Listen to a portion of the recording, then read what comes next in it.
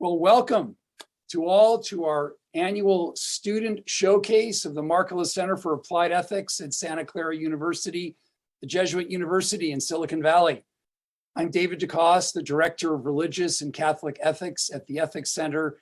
I'll be moderating the call tonight. I'd like to invite Don Hyder, our Executive Director at the Ethics Center, to welcome you all to the call. Don. Thanks, David, and welcome everybody. My name is Don Hyder. As David said, I'm the Executive Director of the Markkula Center. I've been at Santa Clara for about 4 years, and actually my son is a freshman at Santa Clara. So I have a vested interest in how things go here. For those of you who don't know, the Markkula Center is the largest applied ethics center in the United States.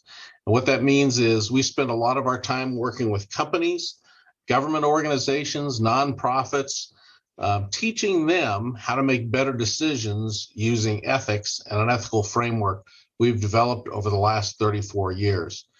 But we also have the privilege of working with a select group of students each year, and it's really one of the very highlights of what we do every year. So tonight we're going to hear more about the great work they've done this year with the assistance of our staff. Thanks for joining us, and if you want to learn more about what we're doing, you can email us or email me here at the Ethics Center. Look up our webpage. Just put in Markkula Ethics or Ethics Santa Clara, and you'll find our webpage. Thanks, and David, I'll toss it back to you. Thanks so much, Don. All right, let's get going toward our terrific students and hearing from them. Here's how things are going to work tonight. Each student will briefly present their work, and then we'll have time after each presentation for a kind of quick follow-up question. So we welcome your questions, everyone on the call. And if you could please post those questions in the Q&A box. That's where we would like the questions to go. We'll keep an eye out there. And please also, if you could post them in timely fashion, meaning we won't have time to circle back after a student's presented and we're down a few students in presentation to circle back to a preceding student. So while the student's presenting, it'd be great if you have a good question to put it in the question box, and we'll hope to be able to pose things. One thing that may be helpful as you listen, especially to the presentations by the Environmental Ethics Fellows and the Business Ethics Interns, each group of students worked this year with a particular focus on what's called ESG, or Environmental, Social, and Governance Criteria. ESG is a new and powerful shorthand for comprehensive efforts to integrate ethical concerns into institutions of all kinds. All right, we've got 3 groups of students: Environmental Ethics Fellows, the Hackworth Fellows, and the Business Ethics Interns, and we're going to start tonight with the Environmental Ethics Fellows. These fellows work with Dr. Brian Green, our Director of Technology Ethics, and Brian also has a very extensive background in environmental ethics, including publication of a terrific book this year called Space Ethics. The Fellowship in Environmental Ethics is awarded to outstanding Santa Clara University undergraduates to support a project that examines the ethical implications of an environmental topic. This fellowship has been supported for years through the generosity of John and Joan Casey and Mary Ganal. We are so grateful for their constant and such generous support. This year, the Environmental Ethics Fellows focused on the E in the environment, or the environment in the ESG movement. And toward that end, the fellows created resources for the Markkula Center website that address such issues as what should be included in the E, what's the range of environmental values in the E of ESG, and other related matters. So our first student up tonight is Ramon Duran. Ramon is a senior from San Jose, California, majoring in economics, finance, and religious studies. Through the course of this fellowship, he was especially interested in exploring the mitigation of the tension between conservation efforts and traditional notions of profitability in business. Ramon, over to you. Oh, Ramon, we can't. Hello, everyone. How about now? Gotcha. My article encourages readers to think about the ways in which overconsumption criteria can be incorporated into ESG ranking metrics. This requires us to consider what constitutes overconsumption and conspicuous consumption. Doing so calls for standards that allow us to clearly distinguish a luxury good from a necessity. It is also important to take into account how specific industries affect the environment.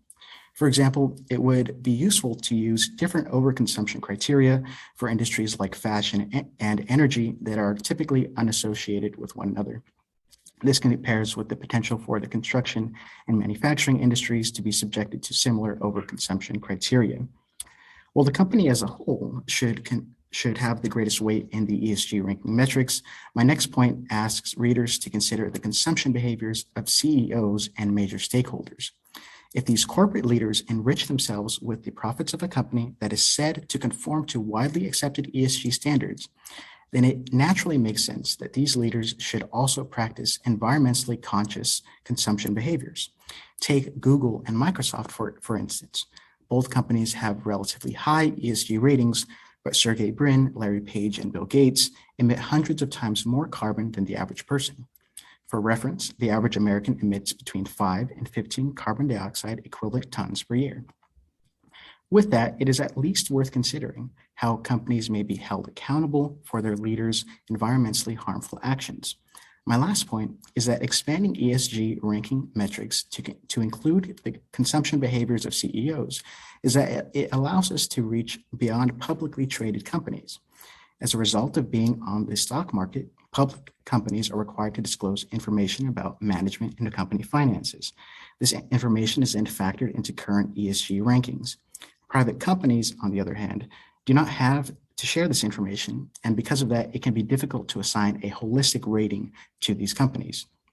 Nevertheless, it is clear that yacht and private jet industries are partially responsible for enabling these CEOs to emit incredible amounts of carbon dioxide. If the consumption behavior of corporate leadership can be considered in ESG rankings, then perhaps this discourages the ultra-rich from purchasing yachts and private jets in the first place.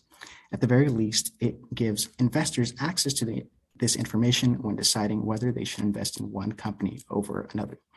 Thank you for listening to my presentation. Ramon, thank you so much. That was so much great content and in such short and efficient time. So Ramon, a question for you, if you may, if you can come back on screen, that would be great. So if you, actually, let's see, we've got a question in here. From Ann Skeet, our Director of Leadership Ethics and Business Ethicist. Is Ramon aware of other efforts to change the behavior of these societal influencers? Yeah, sure. So there are some other efforts that include using kind of compensation as a deterrent for CEOs to emit so much carbon. For basically, if CEOs are found to emit such a high level of carbon, or if they engage in other kind of non or environmentally harmful activities, then the company itself will recognize this and reduce either the bonus or the compensation of the CEO. But this is quite rare right now, I would say.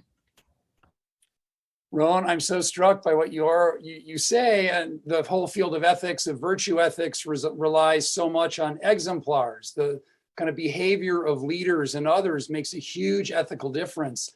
And it sounds like you're really putting your finger on that in a very important way in terms of this intersection of environmental ethics and business.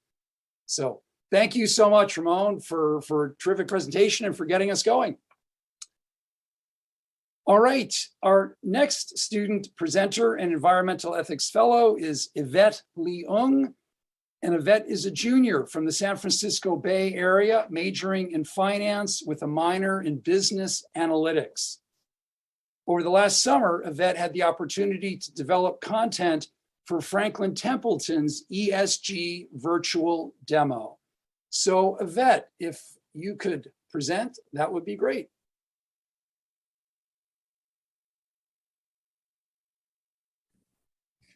Hi, everyone. I chose to do my project on the top 10 things every organization should ask about the E in ESG. I think this is a really important issue since companies have been shown to be major players in global waste. So I wrote this paper with the hopes of encouraging companies to refocus their efforts on sustainability and created a top 10 list of things organizations should prioritize when thinking about the E and ESG. So number one, how to create a strong sustainability plan.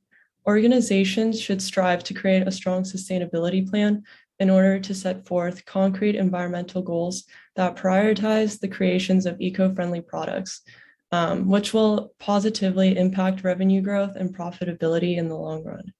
Number two, shifting the narrative from a short-term to a long-term approach. This is essential since the ESG sector is inherently long-term focused, and it just takes a long time and lots of effort to make real change. Number three, reducing water consumption. Going water positive is an important topic since high water consumption is one of the greatest challenges firms face. Therefore, firms should aim towards creating products that are less water intensive. Number four, reducing carbon footprint and going carbon negative. Firms should prioritize waste utilizing carbon negative technology since they can be an integral part of managing a company's supply chain.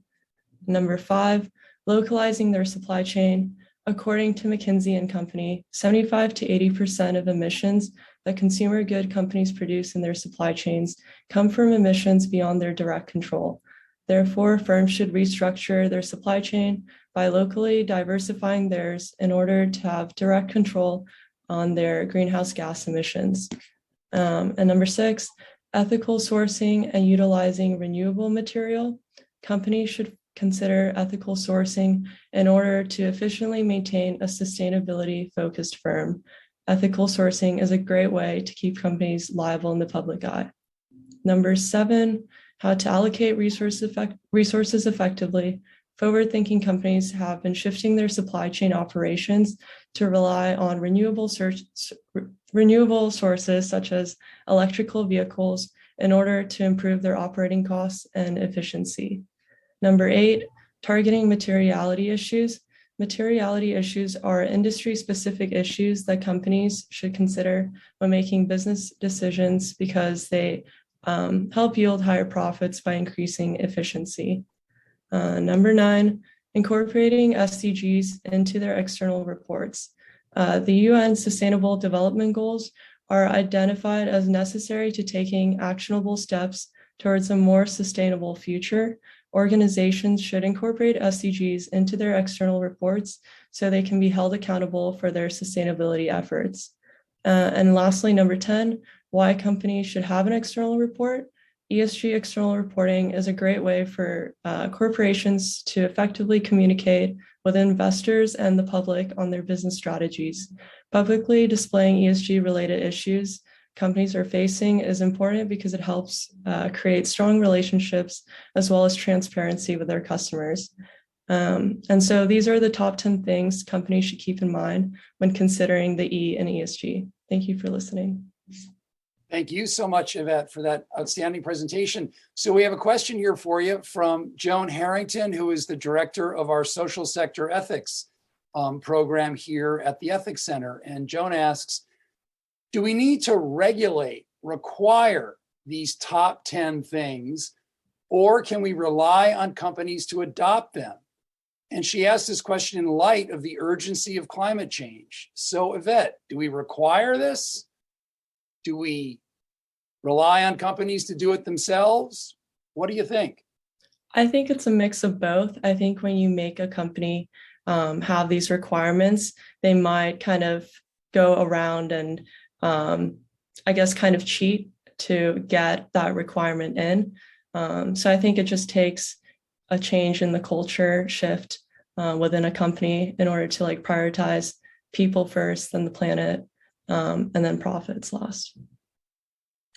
Great, Yvette. Thank you so much. Sounds like a combination of sort of law and culture could get us down the road. Yvette, thank you so much. Thank you. All right, our next presenter is our Environmental Ethics Fellow, Brooke Rose. Brooke grew up in the Sierra Nevada foothills in California and is a senior majoring in environmental studies and sociology with a minor in Spanish. She has focused her studies at Santa Clara on environmental justice and sustainable development. Brooke, over to you. Thank you for the introduction, David. My project kind of looked at, so ESG is a pretty young and new field, still developing. What can we do now to help push ESG to be what it could be? How can it be better? So to kind of start off this paper, I looked at the current disconnect between business, planet, and people, which since the Industrial Revolution has been a bit of a complex relationship, to say the least. So looking at things like greenhouse gas emissions, which from industrialization has contributed to air pollution, climate change, and the rest, as well considering neocolonialism and the role that the global north has played in kind of pursuing these kinds of overconsumption behaviors, looking at examples such as sweatshops, where both people and the planet are harmed through poor living conditions and poor wages, as well as different chemical hazards, which can result in poor health effects for the workers, as well as considering things like non-point source pollution, which contribute to the degradation of our environment. So considering all of this, I kind of used this question to help guide my paper, which was, what could ESG become if it considered what it looked like for the Earth to belong to everyone and not just the privileged few? So because ESG is growing in popularity, we already know that people care about the environment. So I looked at different beliefs and theories across the world that show that people are in favor of the environment.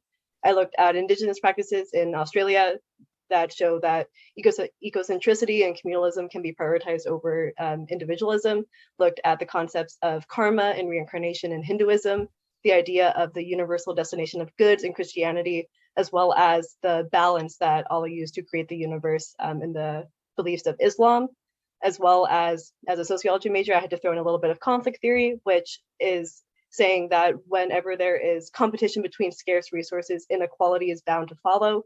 And as an environmental ethics fellow, I would be remiss not to talk about the land ethic, which was posited by Aldo Leopold in the 1960s, which calls people to consider what would it look like if humans did not see themselves as the top of the biological pyramid, but instead saw them at the same level as the rivers, the birds, and the trees around them. As well, another critique of ESG is that it is sometimes inconsistent. I use this to compare two case studies of Chevron and Microsoft, which might not be companies that immediately come to mind as environmentally focused, but both of these companies do consistently receive high ESG ratings. This is especially concerning in regards to Chevron. I looked at different oil spills they've had even here at home in the Bay Area in Richmond, and as well trying to consider, can a company that bases their entire business plan off of the burning and consumption of fossil fuels, can it ever be truly sustainable? Comparing that to Microsoft, which is a technology company, it did not set off to initially be a sustainable company, but through self-reflection, they have been able to be like, were we doing enough? The answer was no. And since at the beginning of the 2010s, they have really been making a push to try to do right by the environment, and they have been fully carbon neutral since 2012. I chose to do two companies in sectors that people might not initially think about, oil and tech, to show that even these companies that didn't set off to be sustainable are able to be considered within ESG topics. So the conclusion of my paper calls for an increase in the diversity of thought and beliefs within the concept of ESG, and as well as what it might look like for companies to have greater reflexivity and hold themselves accountable to not only themselves, but to consumers and those around them. Thank you. Thank you so much, Brooke. Well, I can't not ask this as a person who works in religious studies. I'm fascinated by your references to indigenous practice, Hinduism, Christianity, and Islam in particular. Do you think those religions in general, their thoughts on, to whom does the earth belong, could they play a role in influencing businesses' interpretation of ESG? Well, David, I hope so. I think that considering the role of religion, which in America, we might see it as more of a backseat role, but trying to consider how has religion influenced how people conceptualize the relationship to the environment has been happening, looking at indigenous practices that have been around for thousands and thousands of years. I think it definitely has the potential to impact business if businesses help realize the beliefs that help underlie not only what they're doing. Nothing exists in a vacuum, and considering kind of going back to the roots of how their societies were formed, whether it is mostly in the global north or the west, and considering kind of what about these people that live in other parts of the world? How do they conceptualize it? And how can people take those beliefs about the environment and therefore hold companies accountable when they're seeing that they are not being treated the way that they should be? Well, thank you so much, Brooke. This terrific presentation. All right, and our next Environmental Ethics Fellow is Sam Weiser. Sam is a senior environmental science and economics double major from Snowmass, Colorado. And in the course of the fellowship, Sam focused on learning how companies, investors, and consumers can drive progress on climate. Sam, over to you. Thanks, David. Hi, everyone. My article is evaluating the E in ESG. I give some examples of positive environmental behaviors in businesses and evaluate ultimately who should decide what environmental behaviors are valued most in ESG. Different businesses and industries interface with the environment in different ways. So in my article, I highlight some behaviors which I believe are broadly relevant. Ultimately, businesses' potential to produce externalities on a global scale requires a proportional increase in corporate responsibility to ensure that people and the environment are not unintentionally being harmed. So some of the practices that I outline in my paper are reducing negative externalities, comparing the traditional stakeholder model or traditional shareholder model versus stakeholder model, and then looking at supply chains and natural capital. So in terms of reducing negative externalities, one good question to ask would be is if a firm is directly or indirectly harming the environment as a byproduct of their production, and if they're taking steps to reduce these impacts. In terms of shareholders versus stakeholders, is a firm focused purely on shareholder returns as a traditional firm is, or are they also investing in long-term health of their communities and the surrounding environment?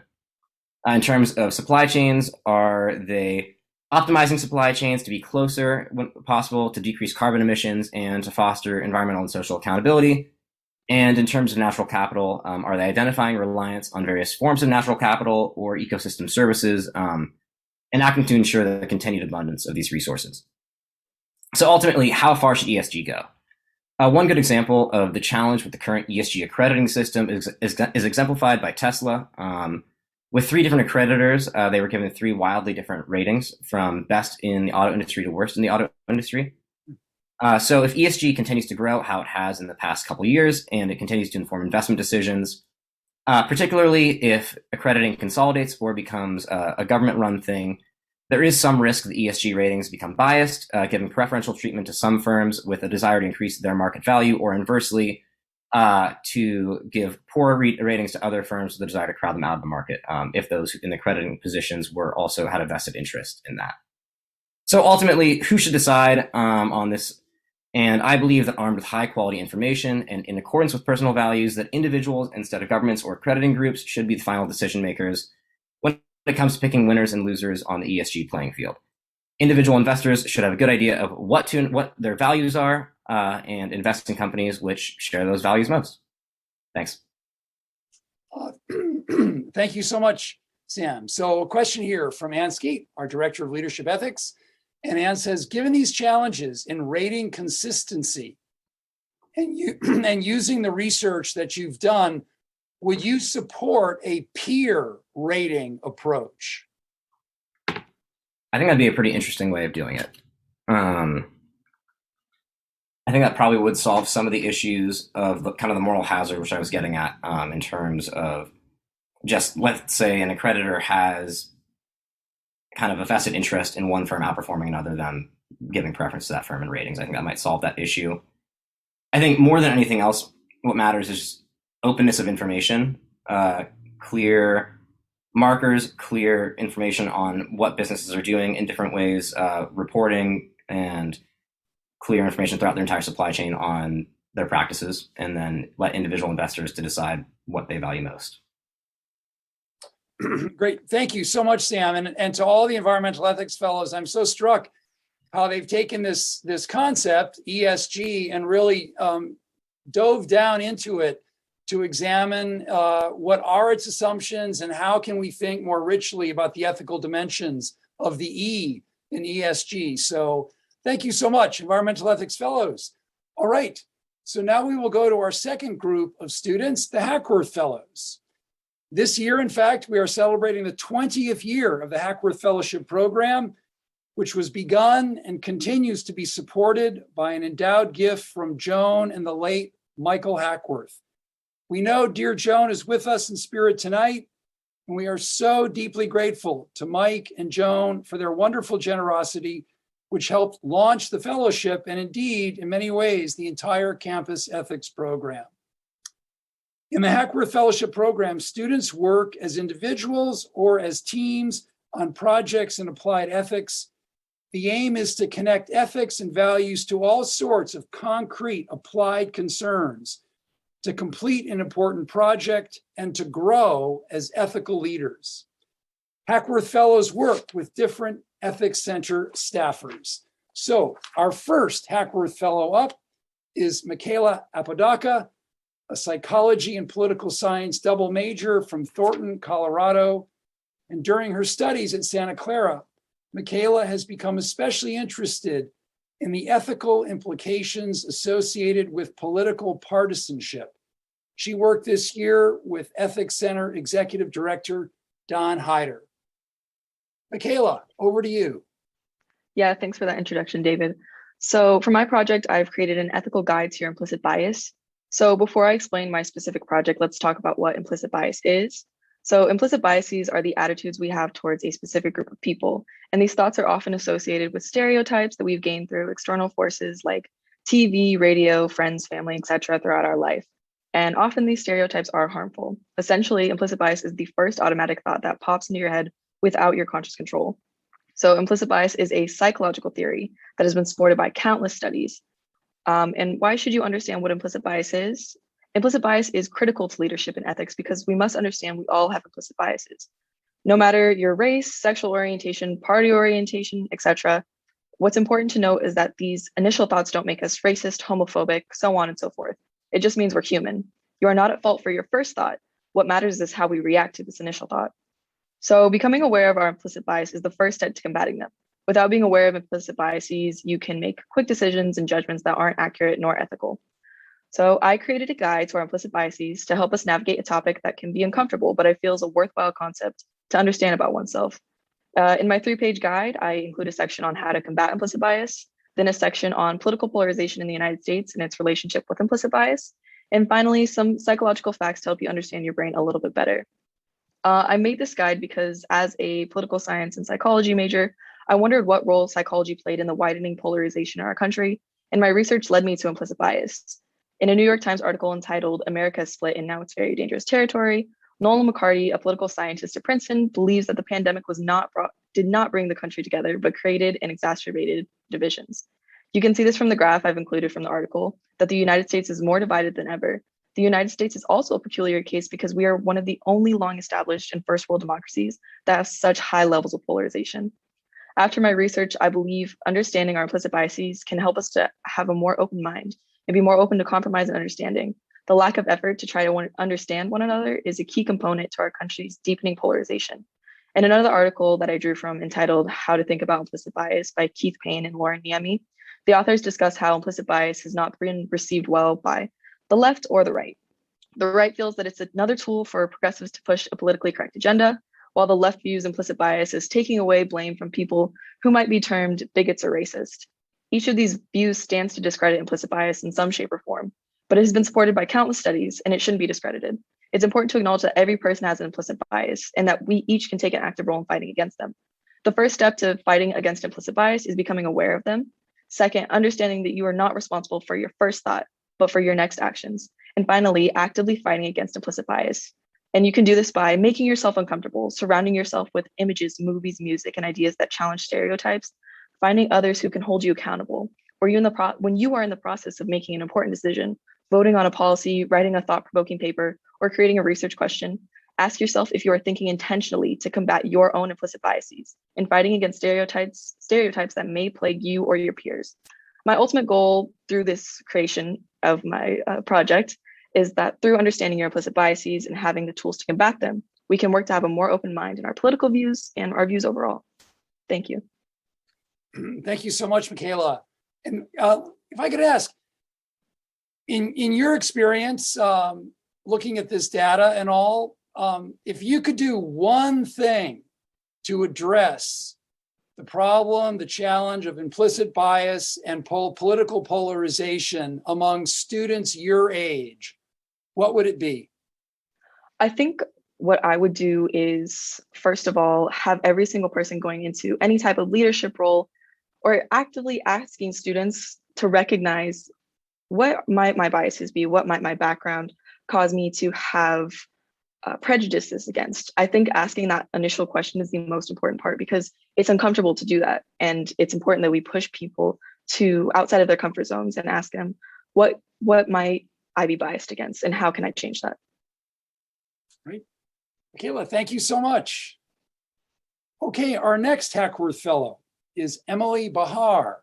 And Emily is a senior from Denver, Colorado, and a psychology major with a minor in political science. In her studies, she has been especially interested in how the intersection of politics and psychology is reflected in mental health care policy. Emily worked with Joan Harrington, the Ethics Center's Director of Social Sector Ethics. Emily, over to you. Thank you, David. So for my project, I focused on the criminalization of mental illness and the ethics around mental health care programs that are currently in place.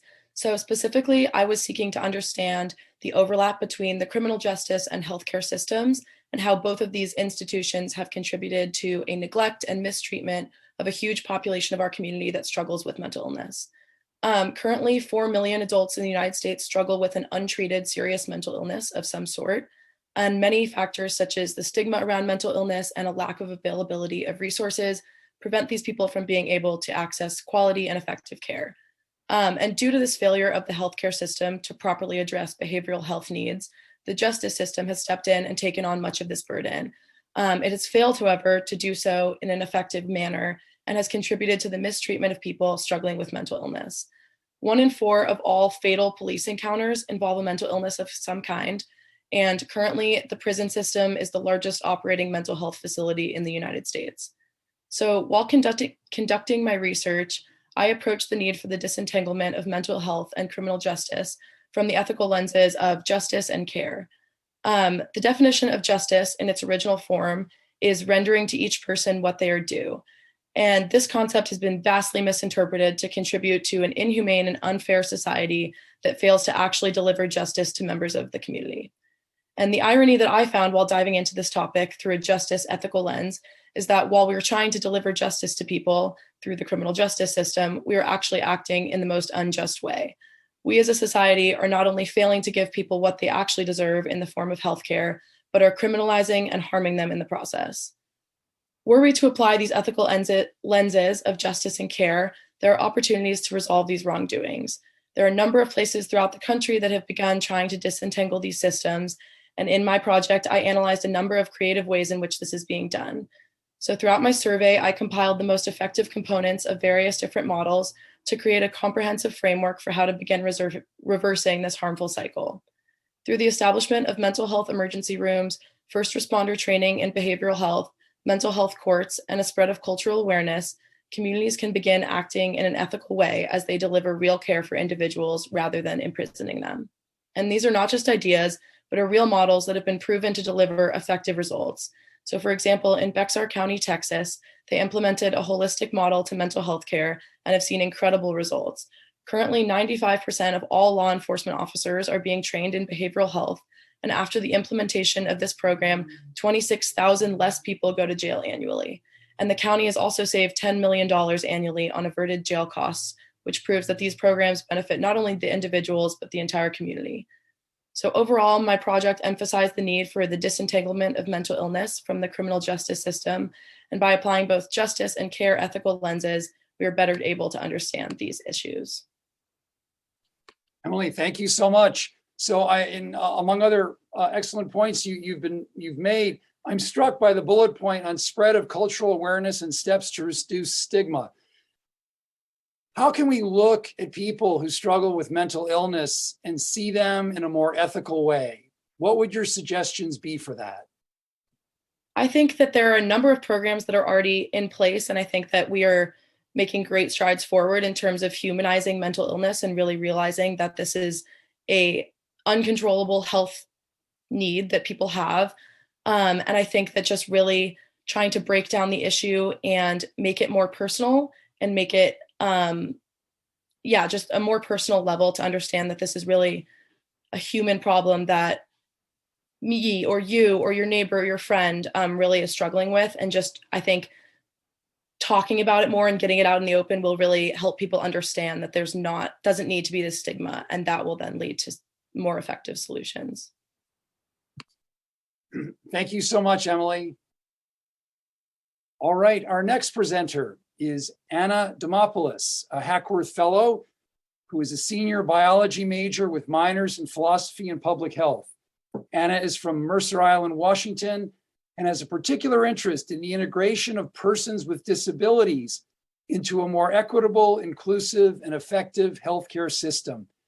Anna worked this year with Dr. Charles Binkley, our Director of Bioethics Emeritus. So, Anna, over to you, please. Thank you, David. So, as an older sister to a brother with autism and a student desiring to enter the medical field, I have developed an academic passion for bioethics and disability. So, through research, I discovered that adults with developmental and intellectual disabilities, and particularly women, are more commonly assumed to lack capacity, which influences how physicians assess their ability to make medical decisions. And so, in the context of sexual and reproductive healthcare, many women with disabilities also lack access to adequate and equitable care. And so as a result, my Hackworth Fellowship has set out to investigate how female patients with autism are assessed by physicians for capacity in sexual and reproductive medical decisions. So I created a theoretical case study involving patient Sarah, a 29-year-old woman with moderate autism, reaching out to her physician with a desire to have a baby. And I shared this case study with 13 practicing physicians in semi-structured interviews and assessed their responses with a rubric. So capacity assessments boil down to 4 key elements: understanding, appreciation, reasoning, and communication. So I approached these interviews with the goal of learning about these 4 key principles, as well as other ethical elements of interest. And so there's a lot to talk about, but one major theme that arose was communication being an area of difficulty. And so only 4 of the 13 physicians I spoke with provided concrete guidelines and tips for how to best communicate with patients like Sarah, particularly during higher stakes conversations, such as family planning and pregnancy. So furthermore, there were mixed responses regarding the patient's reasons for wanting to have a child, whether or not she should be spoken to privately without a family member, questions of parental fitness, and whether the situation posed safety concerns. So ultimately, addressing present communication issues, particularly in the context of verbal limitations, is a crucial step forward, in my opinion, towards improving the effectiveness of both healthcare delivery and quality to patients like Sarah on the autism spectrum. And in addition, providing more comprehensive disability education and consistent criteria for conducting capacity assessments in medical schools will help prevent cases where patients are either unfairly judged as incapable or inappropriately found to have capacity. And then finally, I just encourage everyone, whether you desire to work in the medical field or not, to help fight stereotypes that label people with developmental disabilities as either asexual, immature, or incapable. Because at the end of the day, patients like Sarah should simply be treated as equals with the same dreams, hopes, and desires as any of us. That's all. Thank you. Thank you so much, Anna. And I wanted to follow up with a similar question to what I posed to Emily. How do we see persons with disabilities, persons, say, with autism, in this way that you've described as just utterly one with us in terms of our sexual reproductive lives? What can we do in a clinical context to really foster that sense of seeing them as whole persons, just like us? In my opinion, it just takes conversation. I think there are some things you can learn in a classroom and, whether it be biology or chemistry, but some things you just have to go out and experience and ask questions. I mean, from my brother's experience, people being not afraid to ask what they think and, be afraid to test their beliefs with him is something that he's always appreciated. And it also gives people, either whether they're on the spectrum or just regardless of their developmental disability, the opportunity to educate others on how they want to be treated and viewed. And so I guess if you have the opportunity engaging with people and just taking it as an opportunity to learn, not as an opportunity to be wrong or viewed as a bad person, because we all, even like Mikayla was saying, we all have room to grow as people and how we understand and treat others. So fundamentally, conversation is the best place to start, I think. Well, Anna, thank you so much. Our next presenter and Hackworth Fellow is Grace Evans. And Grace is a political science and ethnic studies double major from Austin, Texas. She is especially interested in the ethics of reparations in the context of the history of the enslavement of African persons in the United States. What do reparations look like? Grace asks and probes with great depth. Grace worked this year with Ethics Center Executive Director Don Hyder. Grace, over to you. Thank you, David. Hello, everyone. Throughout the COVID-19 pandemic, my dad, hi dad, he's on this call, traced the roots of our family's tree, and he discovered that his great-great-great-grandmother, my great-great-great-great-grandmother, was stolen and taken to Barbados, where she became a slave. As a Hackworth Fellow, I researched reparations, amends, with regard to Black people, and I created a guide to ethical reparations for leaders in education everywhere, as I believe that education is the best way to go about reparatory justice. And I'm not the only one who believes that. As you can see on the slide in front of you, the guide begins with an epigraph, a quote by Bell Hooks. All of us in the academy and in the culture as a whole are called to renew our minds if we are to transform educational institutions and society so that the way we live, teach, and work can reflect our joy in cultural diversity, our passion for justice, and our love of freedom. Bell Hooks' book, Teaching to Transgress, is wonderful, and I recommend it to anyone who teaches. Though I was only able to have one of the guide's 10 points on the slide, they are in order: listen, which you can see in front of you, learn, acknowledge, know, ask, teach, practice, invest, commit, and love. And I'll read you a few of my favorites: teach, practice, and invest. Teach. Teach the truth. Teach to liberate. As stated by the International Center for Transformative Justice, reparations can look like truths revealed. And who better to reveal truths than educators? Practice. Practice what you teach. Practice anti-racism and anti-sexism and anti-xenophobia and all of the antis, as all of those issues impact Black communities around the world. And don't look to such communities to do the work for you.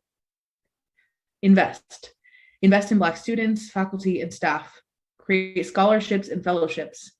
Leslie Harris, the author of Slavery in University, writes that in the first reparations attempt at an American college comes from its students, that she believes that schools should help Black students offset the cost of attending.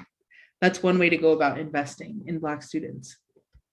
It is my hope that the guide I created inspires leaders in education everywhere to commit to reparatory justice, as it's short, it's easy to read, it's actionable, and its thesis is that reparations are practicable.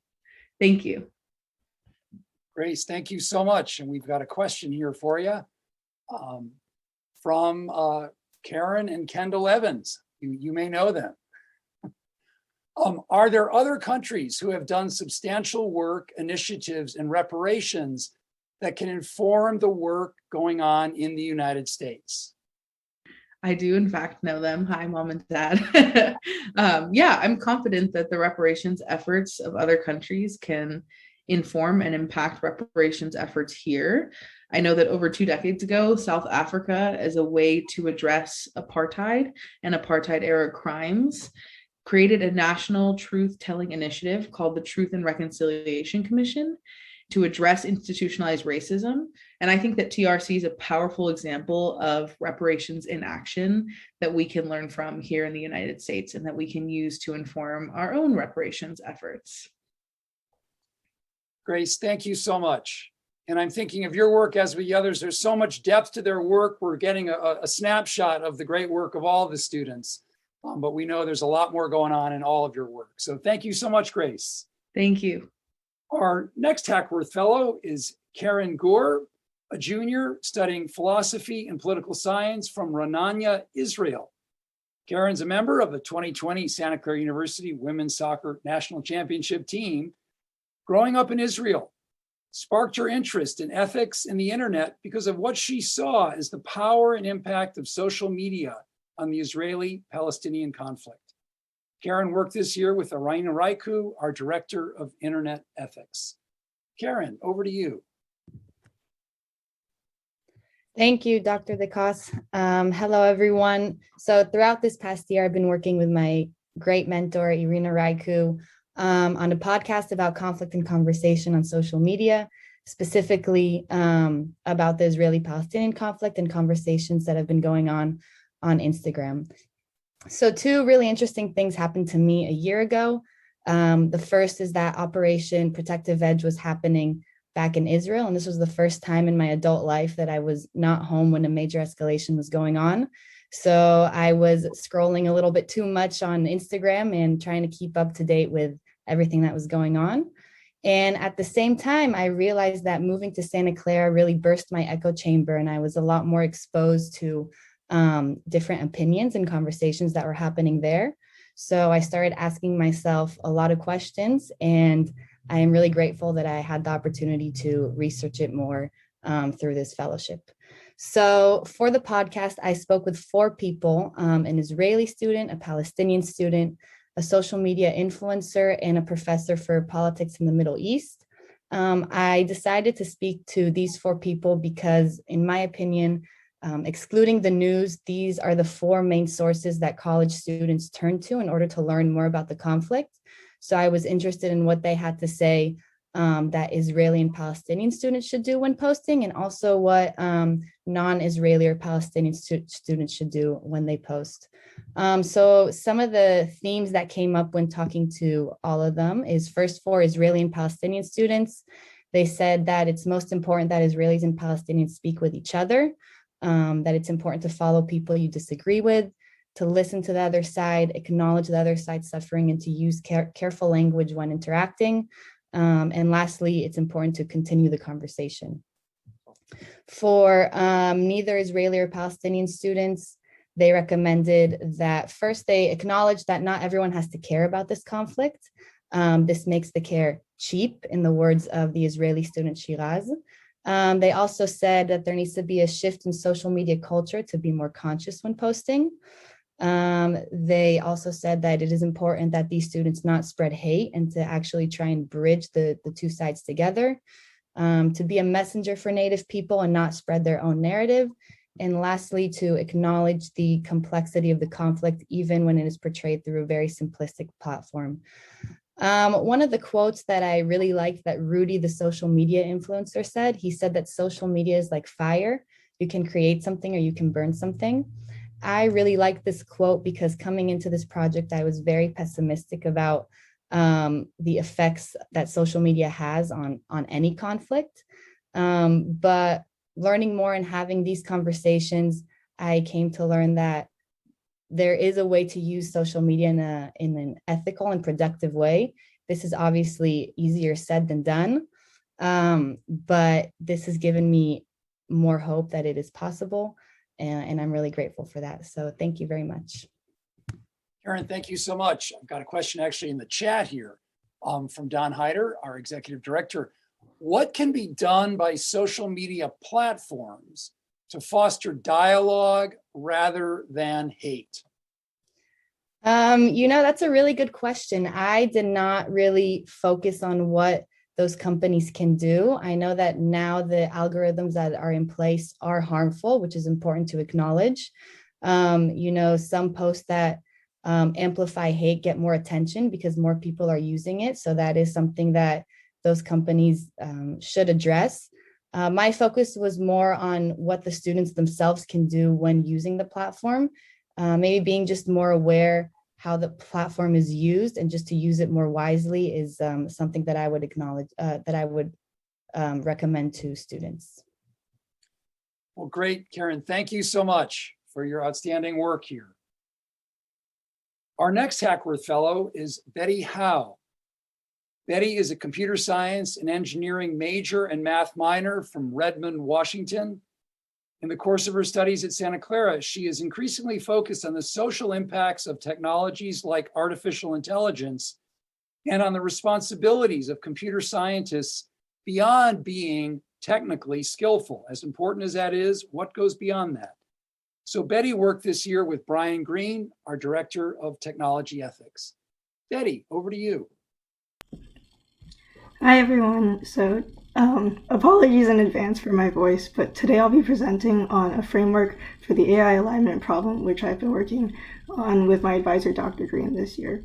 So beginning with some background on AI, or artificial intelligence, it's a technology designed to replicate or augment human intelligence, and it's currently employed in nearly every important sector of our daily lives, anything from economy to healthcare and education and more, which means that poorly designed or poorly built AI systems can have very harmful consequences.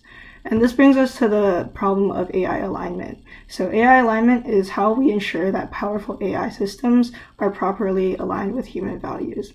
And this issue becomes complicated because there are often multiple values that we want to prioritize in a system.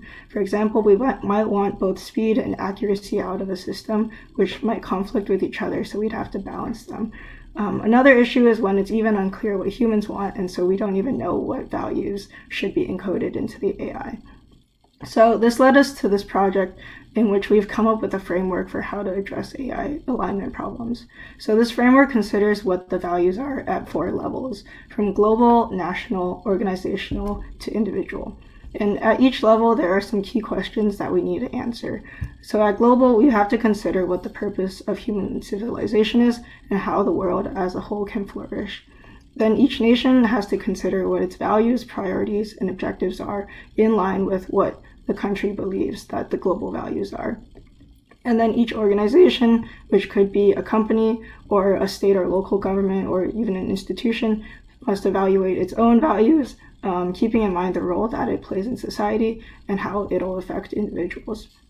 And then finally, as individuals, we have our own values and ethics that we follow. And so this framework suggests that when we look at technology, or we're building technology, we can't look at just the technology itself, but rather the impacts of the technology on all levels and how the levels are going to affect each other. And in order for AI to be aligned with human values, then all the levels have to be working together. So to illustrate this framework, we can look at the topic of online content moderation, for which AI provides significant boosts in both speed and accuracy over manual content moderation. And so the framework highlights a few main problems. One is how countries set their content moderation regulations, which will reflect the country's cultural values and what their view on global prosperity is. So for example, the US has very limited regulations in order to not impose on personal freedoms, but this leaves room for mis and disinformation. And this then affects the organizational level, as companies such as Facebook aren't responsible for all the harmful content as long as they're complying with the limited government regulations. And some other alignment problems that become apparent from this framework are how organizations balance between their profit and the safety of users, and also the issues of personal freedoms and whether a company has the power to infringe on them.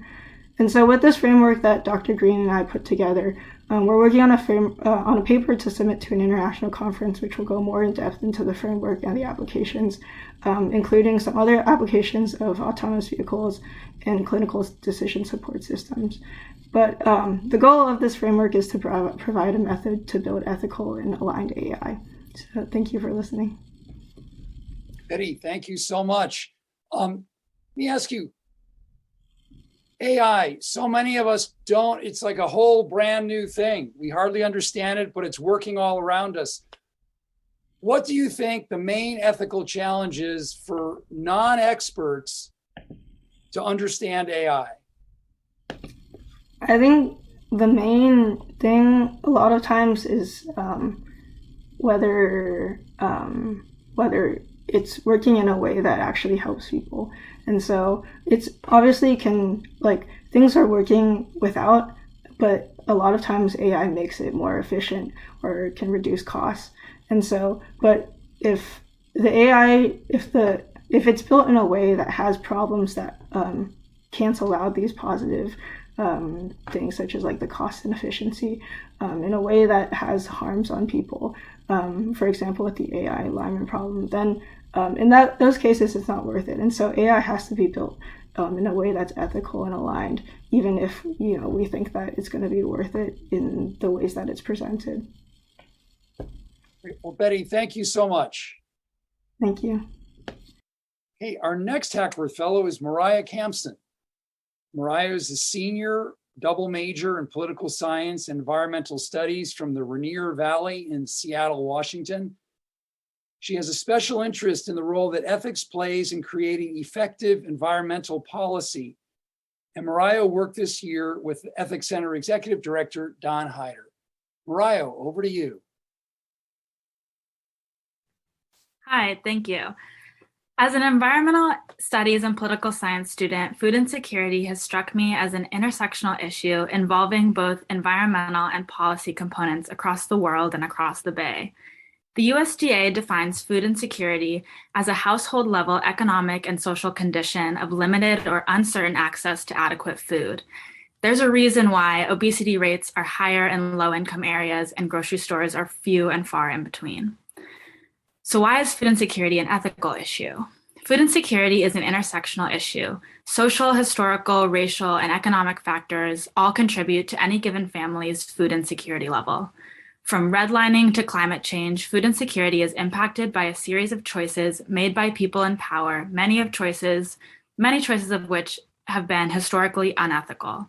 For this reason, I really wanted to examine different ways in which community organizations and leaders affect change within the food system to address food insecurity. Ethical decision-making plays an important role in how we choose to address and enact community development and empowerment, sustainable agriculture, and ethical policymaking. Here in the Bay, food insecurity rose 63% since the onset of the COVID-19 pandemic.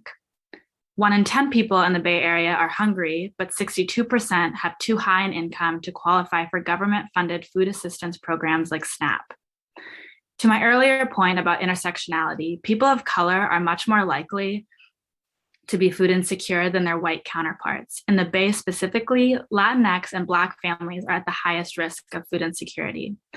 A recent study from Alameda County Food Bank in Oakland found that as the economy has improved since the COVID-19 pandemic first began, they've actually seen a rise in the number of families coming to their food pantry when they thought they would be seeing a decreasing number.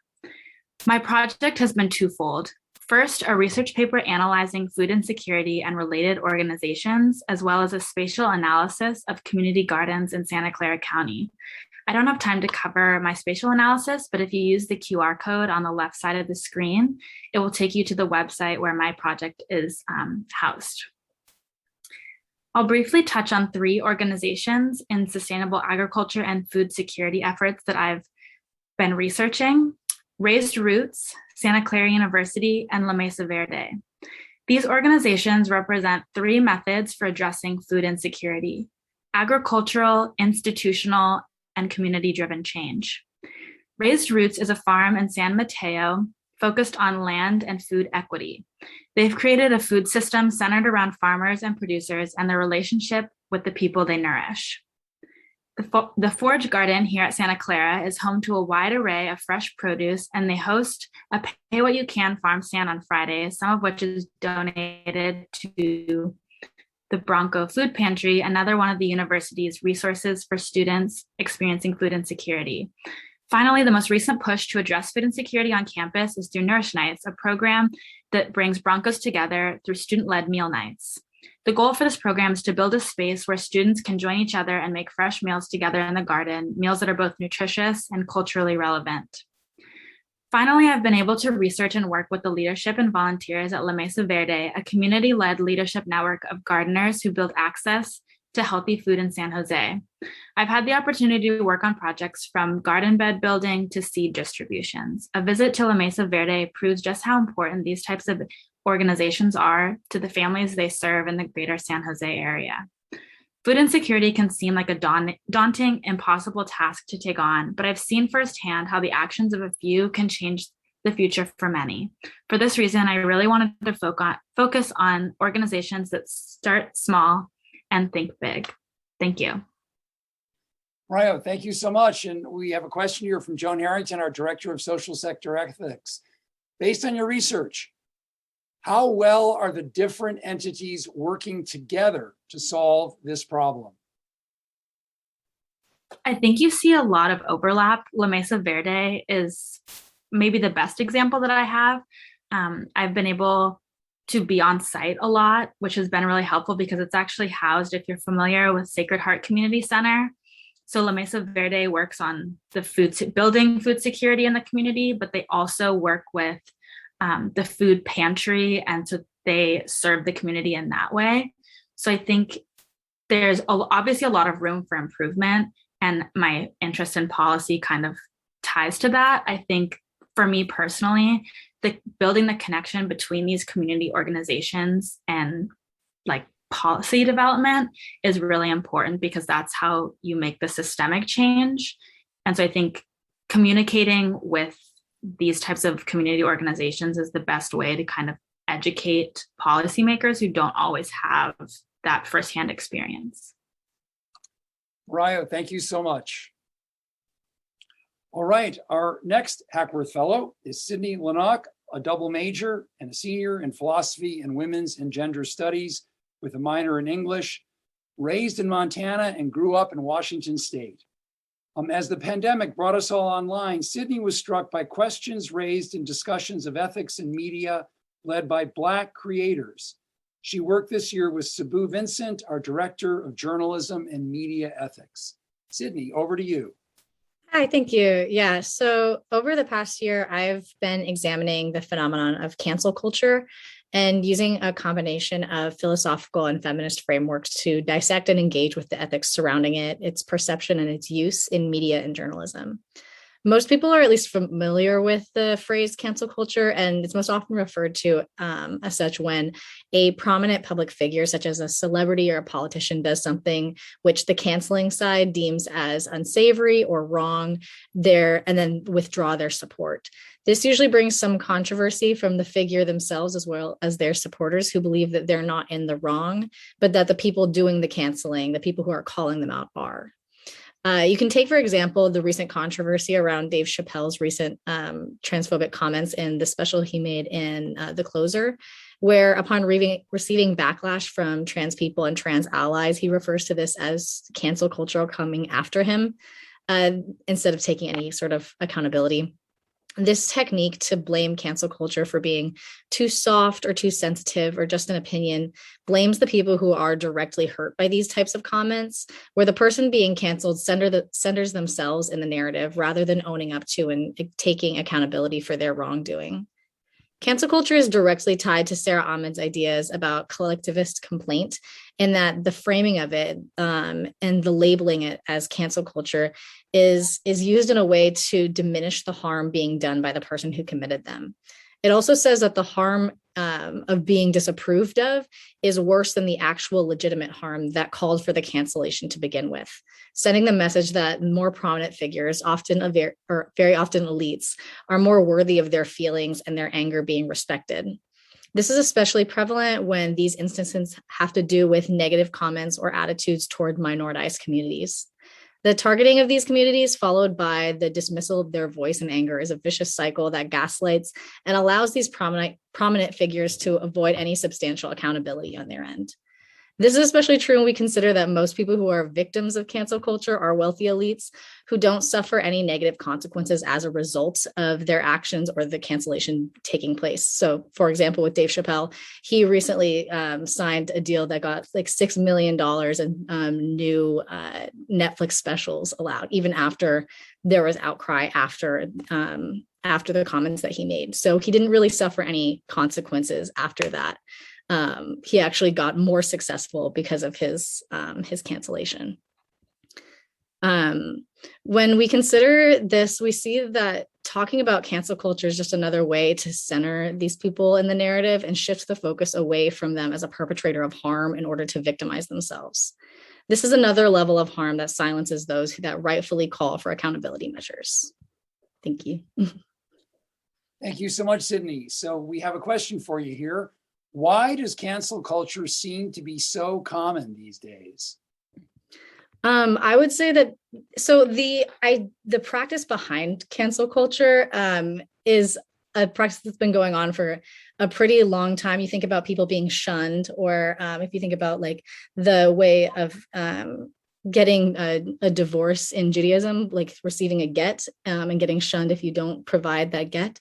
It's been around for a long time. People have been disapproving of other people's actions for a long time.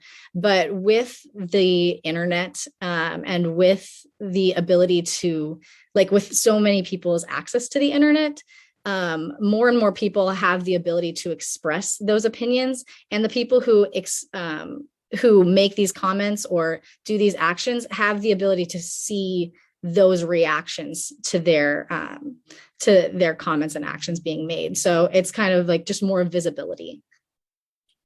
Great. Sydney, thank you so much. Touching on such a tough topic. Thank you so much. Our next Hackworth Fellow is Emma Samuel, a senior double major in English and philosophy with a minor in women's and gender studies from Colorado.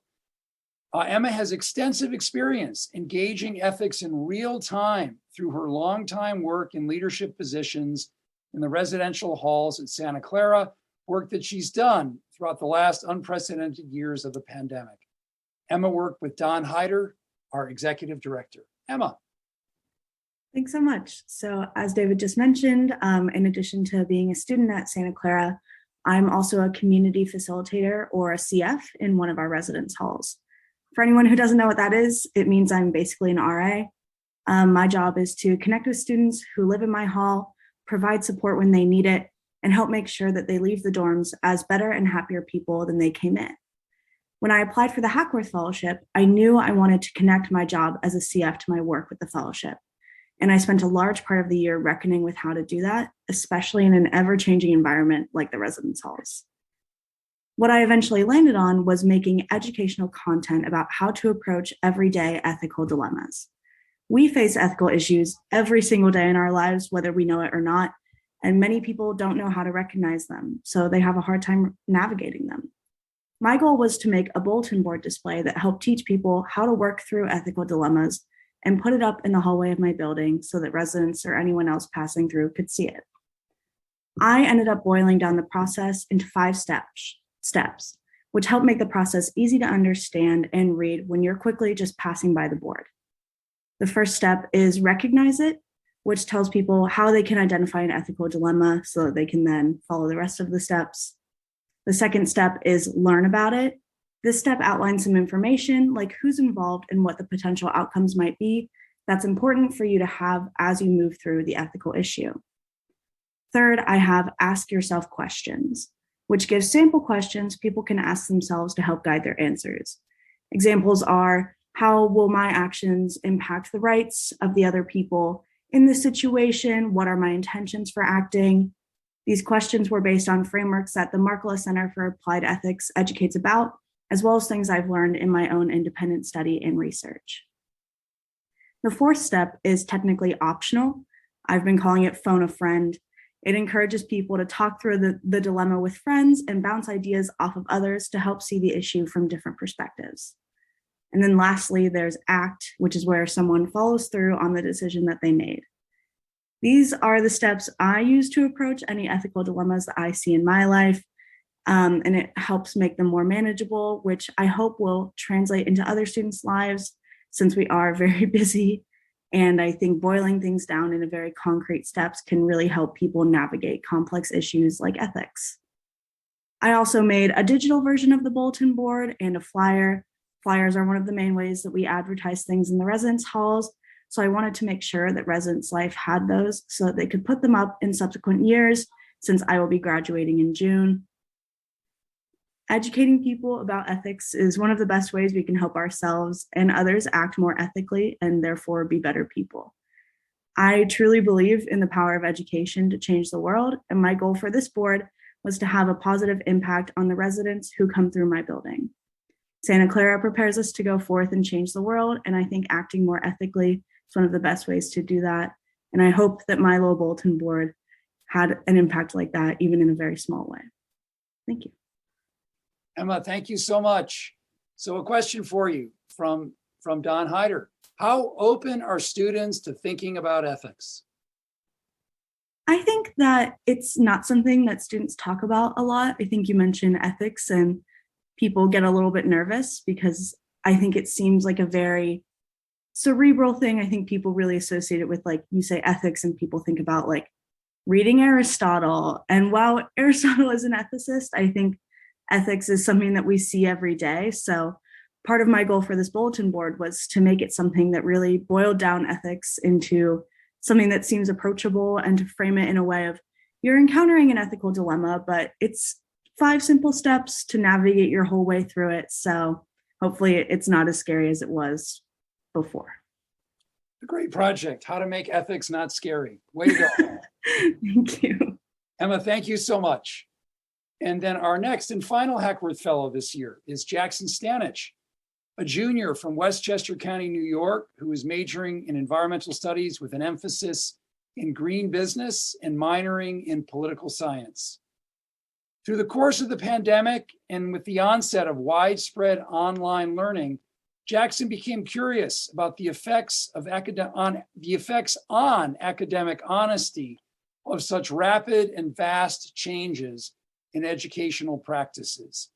Jackson worked with Ethics Center Executive Director Don Hyder. Jackson.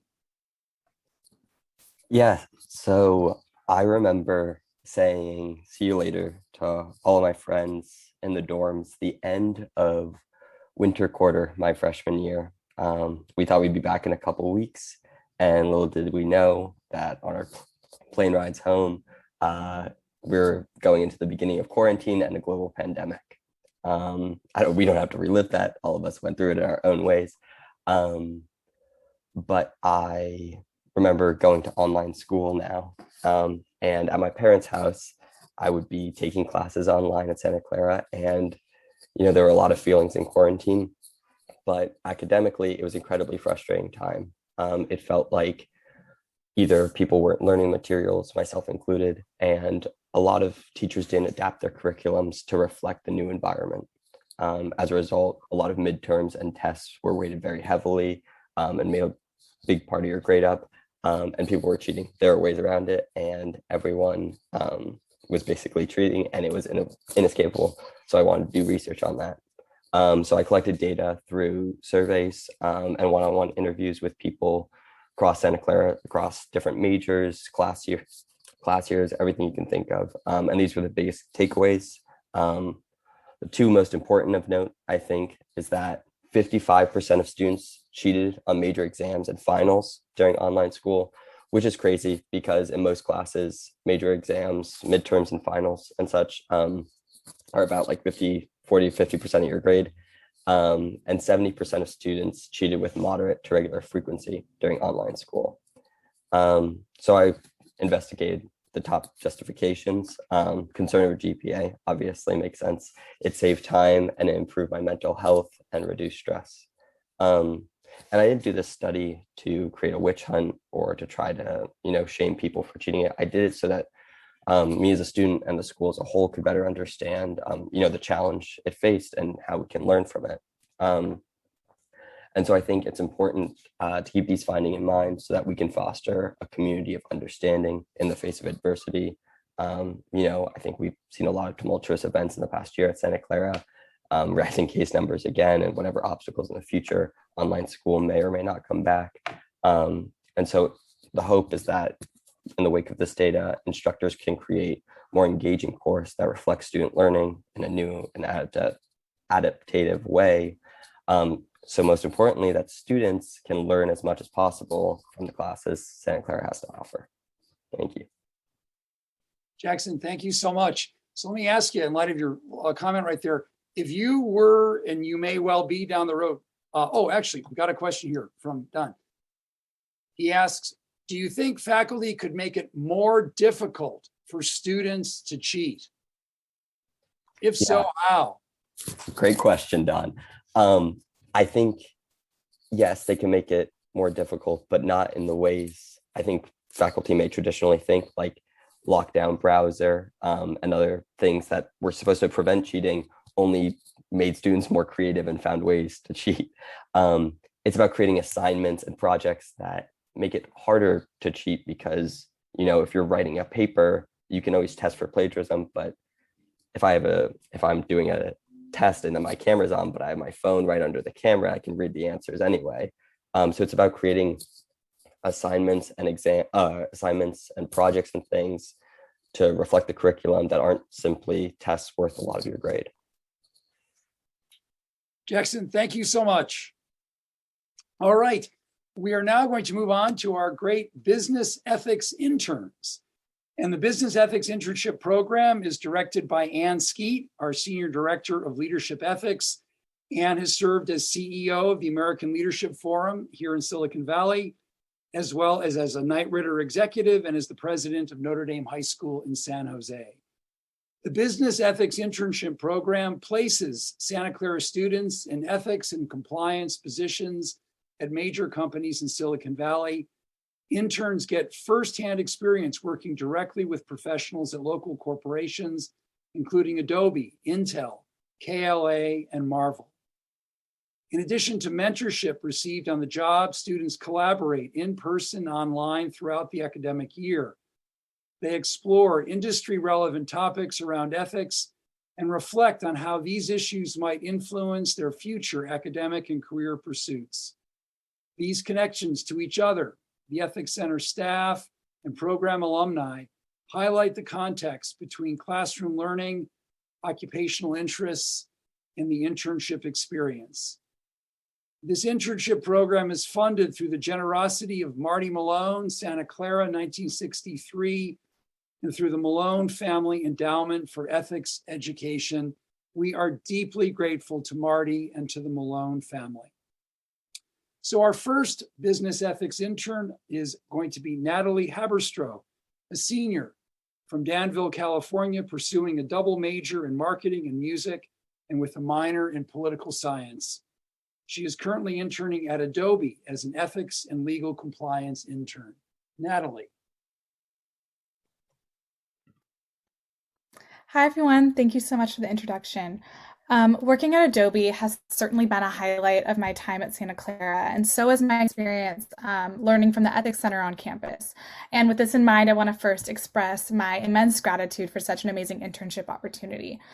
Through both working at Adobe and taking several ethics courses for my business degree, I feel I've certainly had the opportunity to apply my Santa Clara University education, specifically my ethics education, directly to my work in an internship this year. And I understand how important it is to ensure that incoming business professionals and new graduates have an in-depth understanding of ethics, the company's impact on employees and customers, and the overall company culture, as well as their local communities and the world as a whole. Ethical, compassionate, and thoughtful decision-making played a very large role in my work at Adobe. I've chosen to focus my presentation on the application of this particular aspect of my ethics education to my work at Adobe. At Adobe, my day-to-day work was primarily in the evaluation of conflict of interest forms, educating teams across the company on compliance-related procedures, facilitating the corporate policy update process, and balancing various other tasks that would arise throughout the week that were usually compliance and ethics related.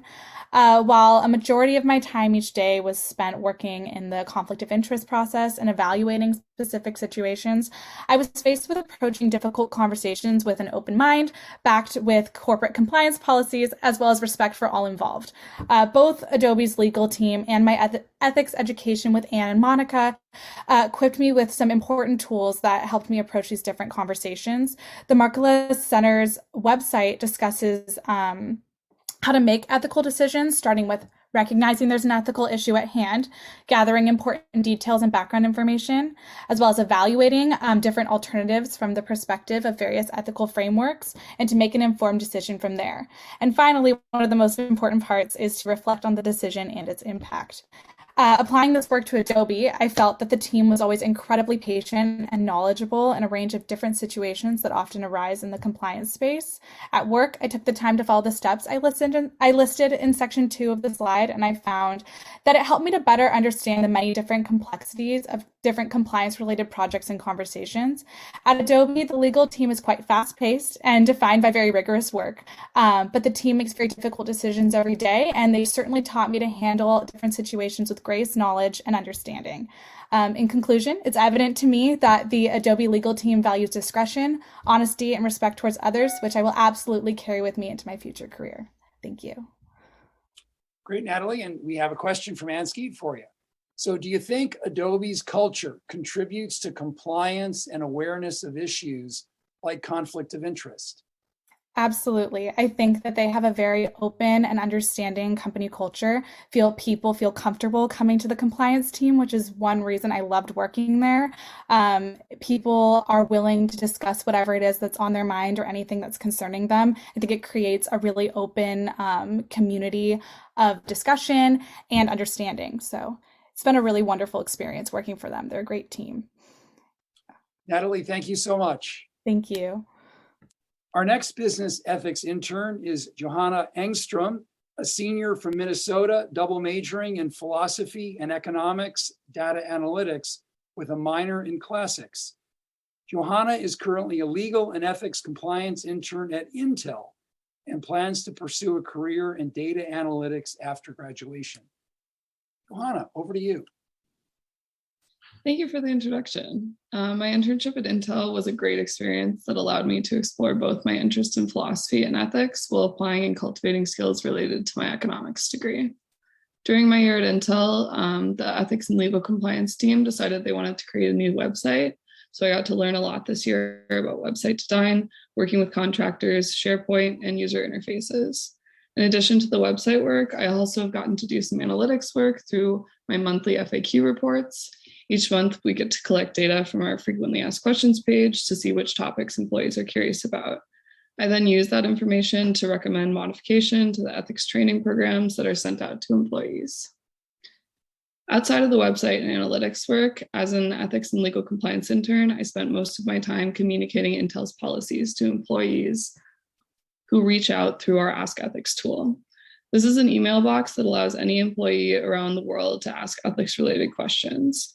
We get a wide variety of questions every day, ranging from employees wanting to take on consulting work, to software licenses, to cryptocurrency ethics. This has allowed me to learn about so many different areas of corporate law and to see how the lawyers think through unique situations. Because everyone's circumstances are a bit different, the lawyers are constantly having to use their best judgment to make ethical decisions because the code of conduct can't cover every niche scenario. When I started this internship, I thought it would mainly be directing people to pre-written sections of the code of conduct, but the longer I was there, the more I realized that my coworkers in the legal department are having to constantly make important ethical decisions rather than just relaying existing policies. The legal team at Intel is continually having to balance the well-being of the company and the employees because sometimes there can be conflicts of interest. I noticed that the Intel attorneys often follow the CARE ethics lens, which is part of the Markkula Center's framework for ethical decision-making. CARE ethics is rooted in relationships and the need to listen and respond to individuals in their specific circumstances rather than merely follow rules or calculate utility. It relies on empathy to gain a deep appreciation of the interests, feeling, and viewpoints of each stakeholder. We take care at Intel to craft responses that are fair to the employee and help them understand not just what the policies are, but why they're important. Many ethical decisions about how to interpret the code of conduct is left up to each manager within the company, since they have the closest relationship to the employee seeking guidance, and thus will have a better understanding of the situation compared to someone within the company who might work in a completely different country or department. I want to say thank you to the Markkula Center for organizing this internship. Overall, this has been a great learning experience, and I will be staying at Intel through the summer to continue helping out with Ask Ethics questions and to train the new Santa Clara interns to eventually take over. Thank you for your time. Thank you so much, Johana.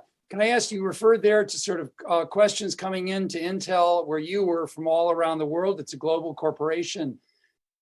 Do you have any thoughts about how to think about care ethics in a global context?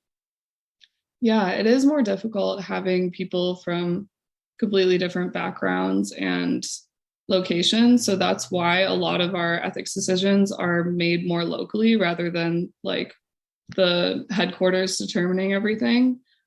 So people work with their managers and the lawyers in the US to determine what makes sense for the company in that specific context. So it's a lot about relationships. Great. Johana, thank you so much. Thank you. Our next business ethics intern is Gracean Linthacum Yonker, a senior economics and political science double major with a pre-law emphasis from San Jose, California. And Gracean worked as an intern this year in the Ethics and Legal Compliance Department at KLA. Gracean, over to you. Thank you, David. Hi, everyone. Today, I'm going to discuss the practice of ethical leadership as I experienced it in the privacy sphere at KLA in their Ethics and Legal Compliance Department. KLA is in the process of further building its compliance department by making it more robust within the industry. This has been an integral part of my experience with the practice of ethical leadership. In this framework, a key component is designing the system, which is discussed on 3 levels: interorganizational, interpersonal, and ecosystem. Today, I'm going to discuss the interorganizational and interpersonal levels that as I practice them in my experience. The interorganizational level looks at designing systems in the organization to promote ethical behavior, while the interpersonal level develops leadership abilities in others. As part of the interorganizational level in the privacy department, I worked to find 2 tools to fulfill their needs, which addressed annual disclosures and privacy compliance. Annual disclosures are extremely important for promoting ethical behavior as it puts the company policies into practice. While companies consistently provide policies, trainings, and other resources to their employees, there's so much content that these policies are not always followed without active practice. By using a tool to facilitate annual disclosures, KLA is actively promoting ethical behavior by asking their employees about their decisions and taking action where necessary. This protects both the employees and the company to ensure that ethical policies are practiced in their behavior. In terms of privacy compliance, as a global company, KLA must ensure that they remain compliant with differing privacy laws across the world. Prior to the implementation of the tool, KLA managed its privacy practices within their team members. However, as KLA has grown and acquired new companies in other countries, this process became much more complex, which required a tool to better ensure their compliance with all laws and regulations. Lastly, the privacy compliance tool also promoted developing leadership abilities within the company, as the use of this tool incorporates multiple different teams. While the privacy department is the main user of the tool, organizations like HR are also operating the tool to encourage ethical practices outside of the ethics and legal compliance team. Overall, the interorganizational and interpersonal levels of designing the system have been key to my work at KLA to foster ethical practices throughout the company, which has shown me how this framework works in practice. I'm really grateful for this opportunity and happy that I will remain at KLA through the summer until I start law school in the fall. Thank you. Gracean, thank you so much. So we've got a question from Joan Harrington, our Director of Social Sector Ethics, who asks, did you find that the ethical and legal issues were complementary, going together, or were they sometimes in conflict? I would say that sometimes they were in conflict, and I think this a lot of times came from KLA being a global company and trying to manage different laws and regulations in different countries, because there are different kind of standards, I would say, that I came across in terms of ethics when you are operating in multiple different countries. And so sometimes those things were not necessarily moving as one, and sometimes did conflict with one another. Well, Gracean, thank you so much. Our next business ethics intern and our final student presenter of the evening is Tim Troglia, a senior double major in economics and philosophy from Los Angeles. Tim interned this year in the ethics and compliance department at Adobe. Tim, over to you. Cool. Thank you. Yeah, like he said, I, along with Natalie, have been interning at Adobe for around the past year. And as an economics and philosophy double major, it was really cool to see the intersection between those majors and my daily work. So my work at Adobe is centered around enforcing and advancing ethical standards as part of the ethics and compliance team, which as a philosophy major, like I said, was very cool to be part of and to see in action. On a daily basis, I ensured that Adobe acted with integrity in every way I could by upholding their 5 core principles, which I've listed right here. Through my year there, I've learned what it really means when a big corporation says it is acting with ethics and integrity by embodying their core principles and all the work that I did, whether big or small. So I'll start off by kind of asking the question, what is integrity? At Adobe, this means conducting business according to the highest ethical standards, whether the stakeholders are customers, employees, partners, or vendors. Then I'll kind of begin by diving into the principles that I have listed here. The first one being responsibility. So responsibility at Adobe means in our words and actions, confirming our commitment to do what we say. I do this every day by working to ensure that Adobe's vendors and suppliers adhere to policies such as the UK Slavery and Human Trafficking Statement and the Australia Modern Slavery Act Statement, by partaking in vendor risk assessments to ensure that all the people Adobe worked with had similarly ethical practices. Respect at Adobe means respecting employees, customers, vendors, partners, stakeholders, and all the communities in which we work and live. In working in the corporate policies review and update process, I helped ensure that all of Adobe's policies, including policies for religious tolerance, anti-harassment, and overall ethical conduct, upheld the most inclusive standards to all Adobe employees, customers, vendors, and partners. Fairness at Adobe means adherence to applicable laws, regulations, policies, and a high standard of behavior.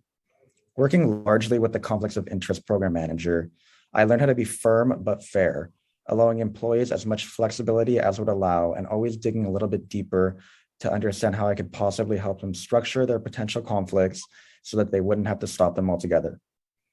Quality at Adobe refers to the products and services striving to deliver the highest value to our customers and partners.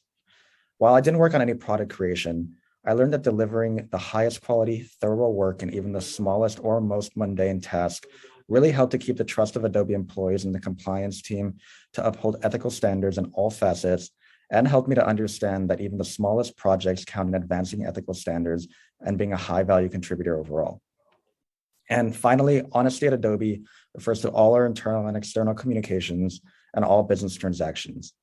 Working in compliance, honesty is key and contributes highly to building trust with customers and employees alike.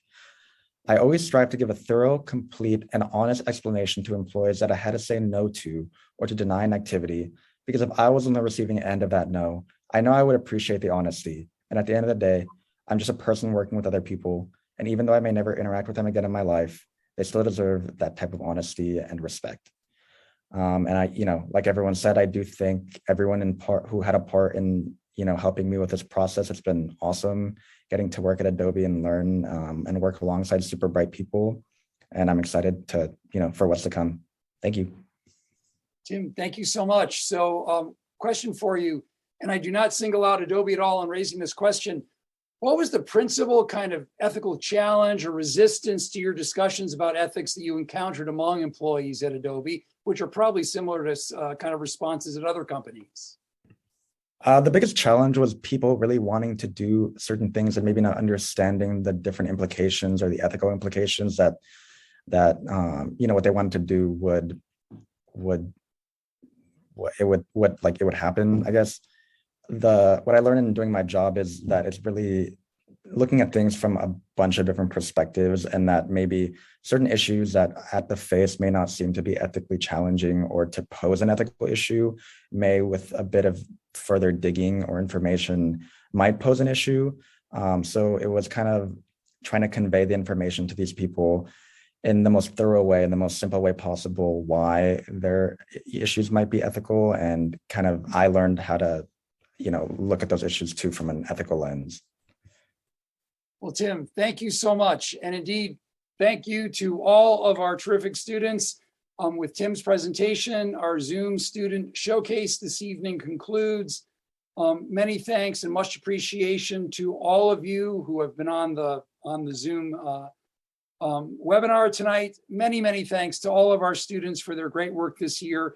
A recording of this will be posted on the Ethics Center website, and I will go over to our Executive Director, Don Hyder, to close this out this evening. Don. Great job, everyone. It's always amazing to see this remarkable work by our students. And so I'm just in awe of these great presentations. Fantastic work, and thanks everybody for coming tonight.